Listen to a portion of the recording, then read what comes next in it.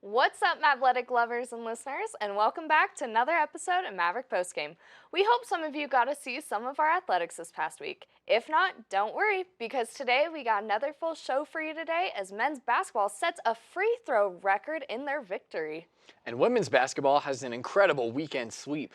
Plus, baseball dominates over the Yellow Jackets. And softball claims a series sweep over Fort Lewis. All of that and so much more as we move ahead into this recap-packed episode of Maverick Postgame. So with that being said, I'm your host, Grace Metcalf. And I'm Isaac Klein. Let's dive into all the game-breaking stats, off-the-wall wins, heartbreaking losses, and in-depth analysis of our CMU athletics. Roll it!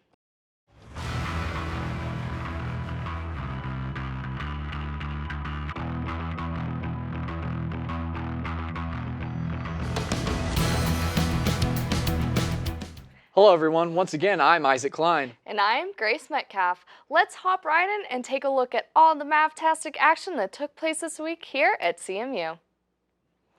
The Mesa men's basketball team punctuated a statement weekend with a 50-point second half filled with blocks, dunks, and perfect execution at the free throw line as the number 9 ranked Mavericks defeated MSU Denver 92-81 for their second straight win over a top 4 RMAC opponent. Trevor Baskin had a monster performance with 25 points, 12 rebounds, 6 assists, and 6 blocks. The Mavericks went a perfect 23 for 23 from the free throw line, including 15 for 15 in the second half, setting a new RMAC and school record for most free throw makes without a miss. Combined with CMU's 10 for 10 team performance from the line on Friday, the Mavericks have now made 33 consecutive free throws and went the entire weekend without missing a foul shot. Behind Baskin, Christopher Speller scored 21 points with 6 rebounds and 5 assists, functioning as CMU's primary ball handler for significant stretches of the game.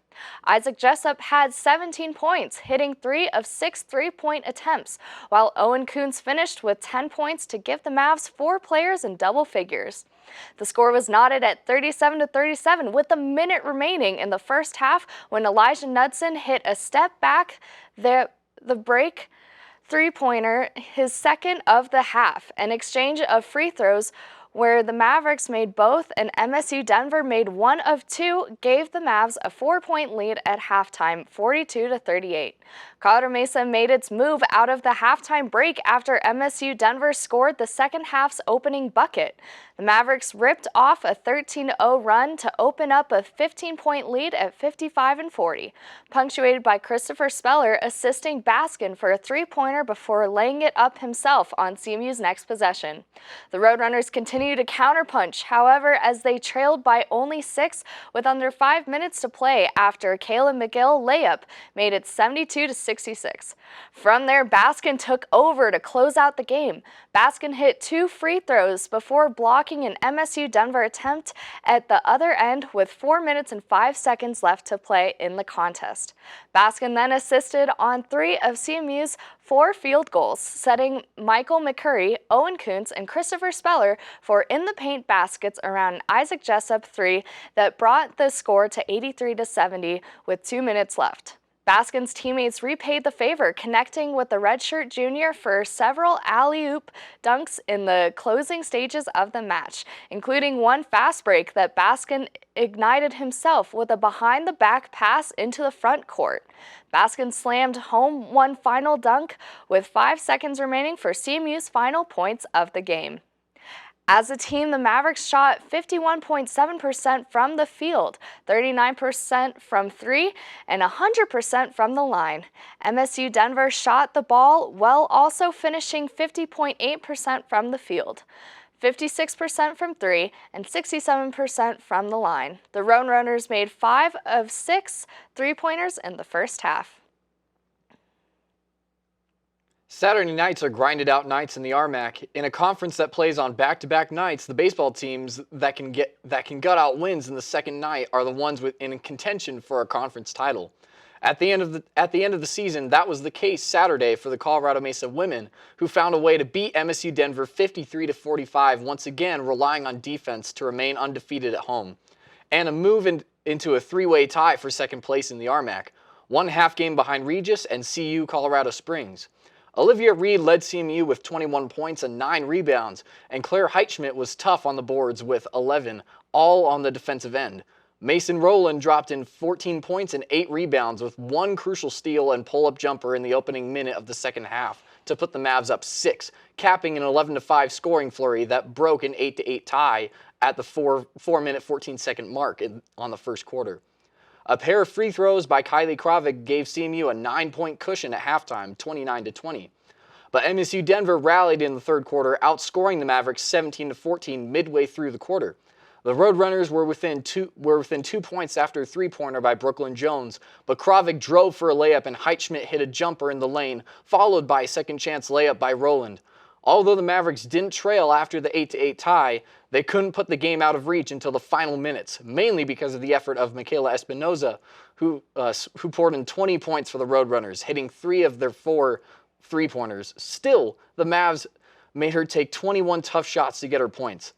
As a team, the Mavericks allowed MSU Denver to shoot just 28.6% from the field and 22% from the three-point line, making 4 of 18. They shot only 33.3% and made only 4 three-pointers, but their 44-30 advantage on the glass limited the Roadrunners to 1 shot.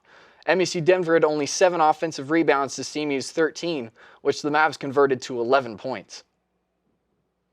The number 11 Colorado Mesa baseball team closed out the leadoff weekend presented by the Courtyard by Marriott with a 10-2 win over the visiting Montana State University Billings Yellow Jackets on Saturday. The Mavericks jumped out to the early 3-0 lead in the bottom half of the first inning as they plated 3 runs on just 1 hit.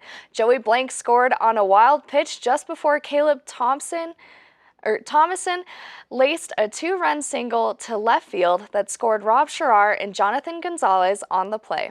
Colorado Mesa added 1 in the second on an RBI single by Gonzalez that brought home Max Burney on the play that made it 4-0. Montana State Billings got 2 runs back in the top of the 4th inning to make it 4-2.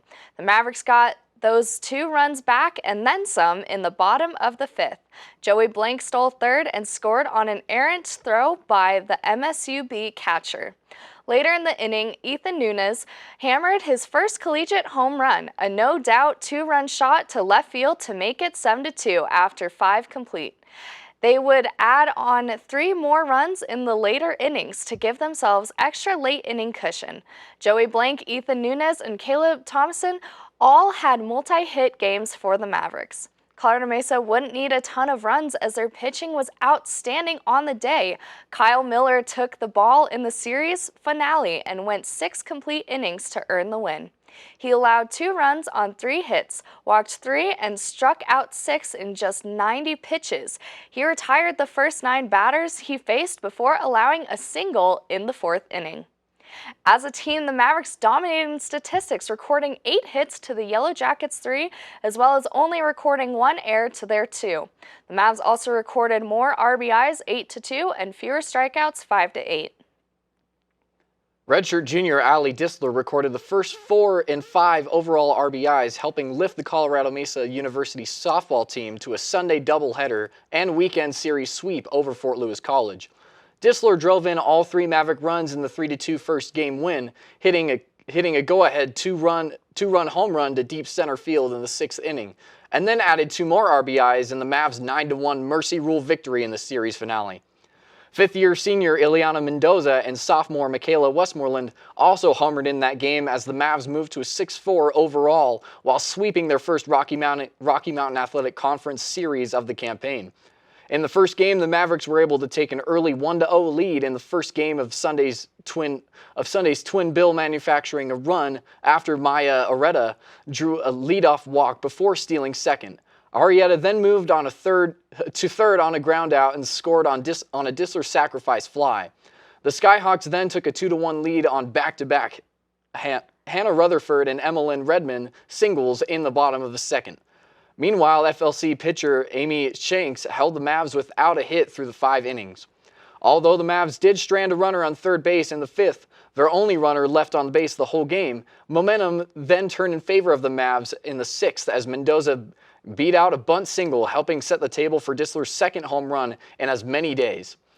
Relief pitcher Presley Christensen, who had entered the top of the fifth, then got out on a 2-on-1-out jam in the bottom half of the inning with a strikeout and flyout before setting down the Skyhawks in order in the bottom of the seventh, to earn her second win of the season.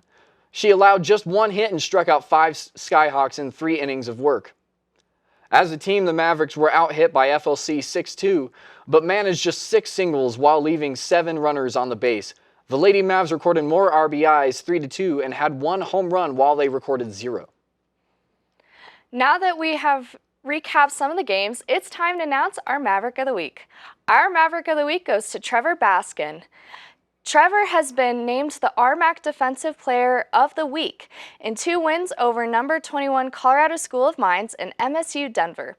Baskin averaged 21 points, 9 rebounds, 5.5 assists, and 4 blocks per game. Baskin performed well against Mines, collecting 17 points, 6 rebounds, 5 assists, and 2 blocks in CMU's empathetic 98-81 victory, but outdid himself against MSU Denver. Against the Roadrunners, Baskin finished with 25 points and 12 rebounds for his 7th double-double of the season, while adding 6 assists and 6 blocks. The 6 blocks are the highest single-game total by any RMAC player this season, and tied for the most in a single game in school history, equaling Jared Perry's 6-block performance against Western Colorado in February of 2005. Congratulations, Trevor, for your outstanding performance. You are Maverick of the Week. Now that we have wrapped up all the action from this week, it's time to give our closing statements. My closing thought is on the swim and dive team. They, just as predicted, they were able to bring home their 6th consecutive RMAC championship title. It's truly amazing how well they have continued to perform, especially to be able to defend their title here in Grand Junction. It really is incredible. My closing thoughts are on men's basketball. I had such a great time watching their game against MSU Denver. It was an incredible game with a lot of action. It was even better to find out that they set a free throw victory, 100%. That's crazy. It was really cool to watch. Now that we have wrapped up all the action from this week and given our closing statements, it is time to close the show. Thank you everyone so much for joining us this week on Maverick Postgame. I've been your host, Grace Metcalf. And I'm Isaac Klein. Be sure to go check out our channel 62.2 for more games and updates. We'll catch you next week for an all-new recap-packed episode of Maverick Postgame. Stay safe, Mavs, study hard, go to a game or two, and of course, have yourselves a most amazing day.